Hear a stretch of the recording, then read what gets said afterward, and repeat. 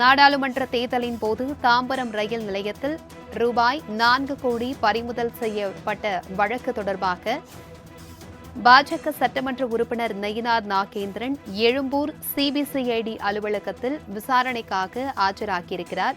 அண்மை செய்தியாக நாம் பார்த்துக் கொண்டிருக்கிறோம். இதுகுறித்தான கூடுதல் விவரங்களுடன் இணைகிறார் எமது செய்தியாளர் ராகவேந்தர். வணக்கம் ராகவேந்தர். 4 கோடி ரூபாய் வழக்கு தொடர்பாக நயினார் நாகேந்திரன் அவர்கள் சிபிசிஐடி அலுவலகத்தில் விசாரணைக்காக ஆஜர்படுத்தப்பட்டிருக்கிறார். இந்த விசாரணை குறித்தான முழு விவரங்கள் என்ன? வணக்கம். கடந்த ஏப்ரல் 6ஆம் தேதி தேர்தல் பறக்கும் படையினால் சேதூரை மேற்கொண்ட போது திருநெல்வேலி தொகுதி பாஜக வேட்பாளர் நாகேந்திரன், கார் ஓட்டுநர் சதீஷ் மற்றும் உதவியாளர்கள் கிட்டத்தட்ட 4 கோடி ரூபாய் பணம் பறிமுதல் செய்யப்பட்டது. உரிய ஆவணங்களிலிருந்து எடுத்துச் செல்லப்பட்ட அந்த பணம் தொடர்பாக விளக்கம் அளிக்க நயினார் நாகேந்திரன் உள்ளிட்ட அனைவருக்கும் தாம்பரம் போலீசார் ஏற்கனவே அனுப்பியது. தாம்பரம் போலீசார் தரப்பில் விசாரணையானது நடைபெற்றது. இதனையடுத்து இந்த வழக்கானது சிபிசிஐடியிடம் ஒப்படைக்கப்பட்டது.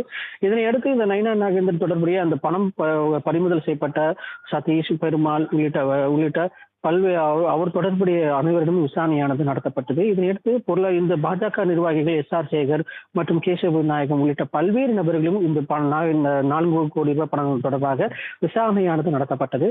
இதன் அடிப்படையில் இதனடுத்து இந்த வழக்கு அடுத்த கட்ட விதமாக நயினார் நாகேந்திரனிடம் விசாரணை செய்வதற்காக தொடர்ந்து அழைப்பாணையானது கொடுக்கப்பட்டது. ஆனால் தொடர்ந்து அவர் விசாரணைக்கு ஆஜராகாமல் இருந்திருந்தார்.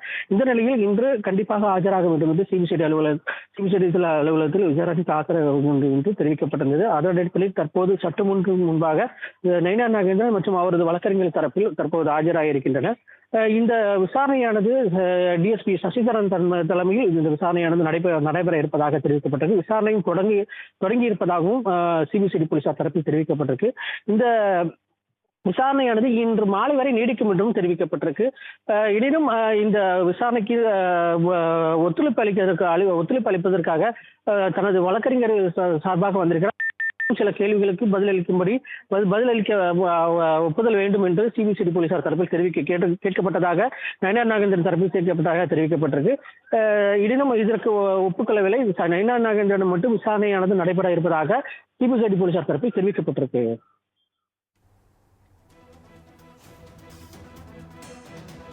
தகவல்களுக்கு நன்றி ராகவேந்தர்.